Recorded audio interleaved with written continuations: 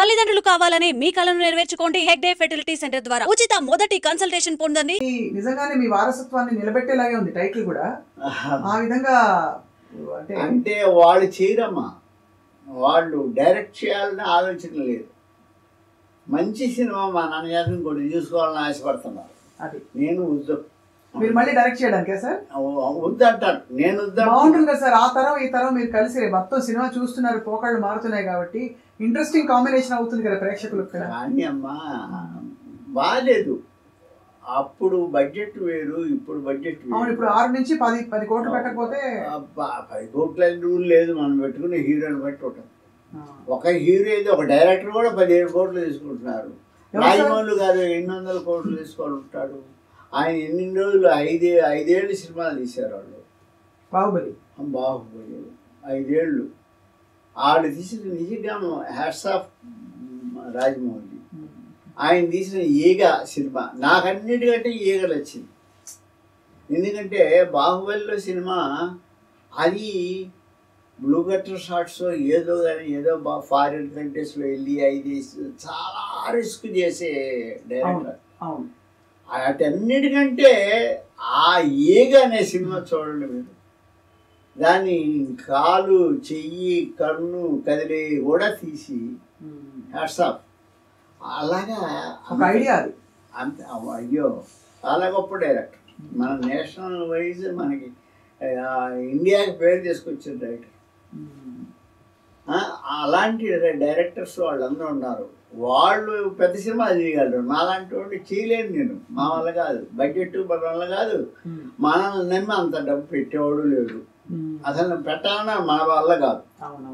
అందువల్ల నేను వద్దురా బాబు అని నేను అంటాను. మా వాళ్ళు కూడా పాపం ఏదో నాన్న చేత సినిమా ఇది బాగా ఆడుతుంది, తర్వాత తీద్దామని ఆశ ఉంది, కానీ ప్రెషర్ ఇవ్వలేదు. వాళ్ళ జాబ్లో వాళ్ళకు ఉన్నాయి.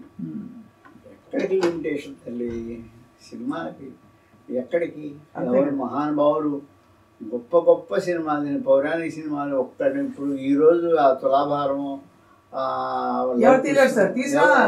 అంటే ఉంటుంది. అసలు ఎవరో ఆర్టిస్టులు ఎక్కడ చేద్దాం మనం. బాలకృష్ణ గారితో ఆగిపోయింది అంటే కొంచెం అమ్మ ఈవెన్ బాలకృష్ణ గారు కూడా ఆ స్టేచర్ రాదు కదా. రామారావు గారి స్టేచర్ బాలకృష్ణ గారు చేస్తారు, కానీ ఆ స్టేచర్ రాదు. అయినా కూడా చేయలేదు కదా, మానుకున్నాడు తప్ప. రామారావు గారు వేసిన వేషాలు ఎవరు వేయగలరు? అసలు ఇండియాలో ఎవరు వేయగలరా? తమిళోళ్ళు తీసిన తమిళ్ పిక్చర్స్ తీసినా కృష్ణుడు ఈయనే. ఎన్టీఆర్ గారు కూడా వేయలేకపోయారు కదా. అసలు ఎవరు వేయలేదమ్మా, అసలు క్వశ్చనే లేదు. మహానుభావుడు ఎస్వి రంగారావు గారు, ఆయన ఎస్వి రంగారావు గారు లాగా ఎవరు చేయగలరు? అందువల్ల తరం మారే కొద్ది. కానీ ఆ విషయంలో ప్రేక్షకులు కొంత బాధపడుతుంది ఏంటంటే రామారావు గారికి భారత రత్న రాలేదు, అంతటి రామారావు గారికి. మనకి బాలకృష్ణ గారికి మన పద్మభూషణ్ వచ్చింది, సంతోషించారు. కానీ అసలు రామారావు గారికి రావాలి కదా భారత రత్న. అమ్మా నాకు తెలియగలుగుతాను, భారత రత్న ఏం చేసుకుంటామా అంటే అదొక గౌరవం, ఒక గౌరవం తప్ప. ఆయన వేసిన కృష్ణుడు, ఆయన వేసిన దుర్యోధనుడు, ఆయన వేసిన రావణాసురుడు ఎవరైనా వేయగలరా? ఎవరు వేయలేరు. అంతకు మించిన రత్నాలు ఎక్కడ ఉన్నాయమ్మా? ఆయనే రత్నం. అసలు ఆయన భారత రత్నం మళ్ళీ ప్రపంచానికి మన ఇండియాకి పుట్టిన రత్నం ఆయన.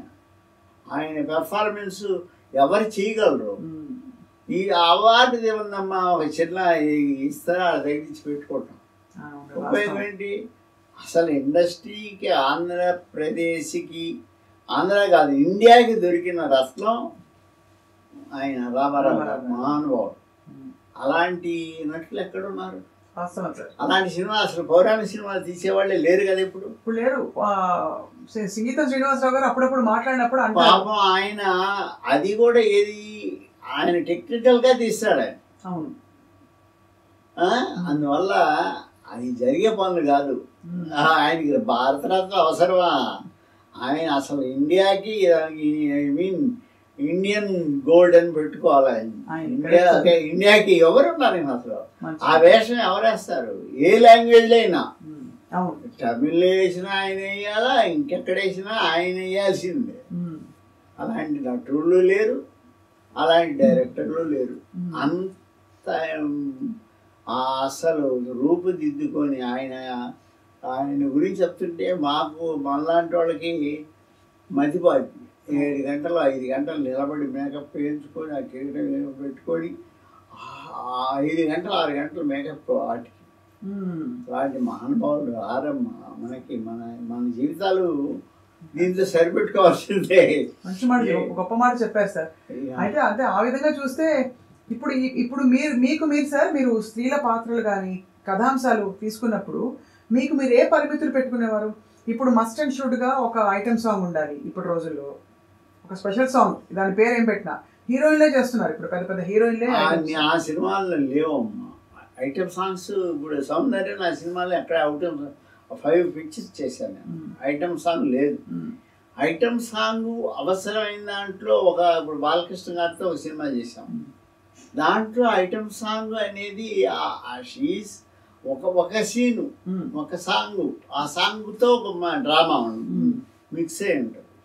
ఇలాగా ఐటమ్ సాంగ్స్ ఉన్నారమ్మా. ఐటమ్ సాంగ్స్ హీరోయిన్లా ఐటమ్ సాంగ్స్ చేస్తున్నారు. శ్రీలీల, తర్వాత ఉప్పిల్లో చేసిన అమ్మాయి, వీళ్ళంతా అందంగా ఉంటారు, చాలా బాగుంటారు. శ్రీలీల ఎంత డ్యాన్స్ గొప్ప, అసలు వాళ్ళు ఎక్కడ సరిపోతారు. ఐటమ్ సాంగ్లు కాకపోయినా డూయిట్టే ఐటమ్ సాంగ్ మించిపోతున్నాయి. కుర్చీ మడత పెట్టుకో చూసారు సార్ అవన్నీ. మీకు కొంచెం అశ్లీలత పెరిగిందా సుబ్బయ్య గారు? అమ్మా అశ్లీల అంటే ఎక్కడికమ్మా చూసేది అమ్మా. ఇప్పుడు మన సినిమాలు ఎంతమంది ఇంగ్లీష్ పిక్చర్స్, ఇంగ్లీషు ఈ టీవీల్లో జరిగేది, అసలు ఏ టీవీలో చూసినా ఏ లాంగ్వేజ్లో కావాలన్నా ఆ లాంగ్వేజ్లో ఎలాంటి సినిమాలు కావాలన్నా అలాంటి సినిమాలు వస్తాయి. అలాంటప్పుడు వాటి కోసం మనం పర్టికులర్గా చేసేది ఏం కాదు, ఎవరిష్టం వాళ్ళది.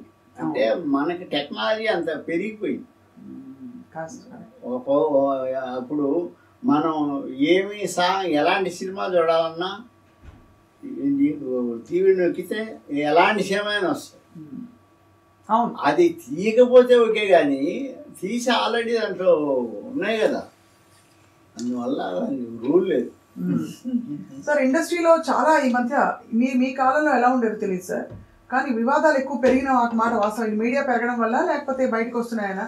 డ్రగ్స్ అంటారు, మహిళల వేధింపులు అంటారు. మొన్న మలయాళ చిత్ర పరిశ్రమలో పెద్ద పెద్ద ఇష్యూస్ వచ్చాయి. ఇక్కడ జానీ మాస్టర్ ఎవరినో వేధించారని. హీరోయిన్లకు ఎప్పుడు ఇదేనా సార్? అంటే ఈ అభద్రత ఎప్పుడు ఉండేదా? అమ్మా అది ఒకటి, మళ్ళా వాళ్ళే స్టేట్మెంట్ ఇచ్చారు ఇద్దరు, ఇవాళ పేపర్లో చూసి. అంటే మా అమ్మాయి ఎస్టేట్ ఉండింది, అలా జరిగింది, మ్యారేజ్ చేసుకున్నాం. ఈ అశ్లీలత అనేది అప్పుడు కాదు, ఇప్పుడు ఎప్పుడు ఉంటుంది. ఇంత లేదు అప్పుడు. కాకపోతే అది ప్రమోట్ చేయడానికి పేపర్స్, సినిమాలు, టీవీలు లేవు అప్పుడు.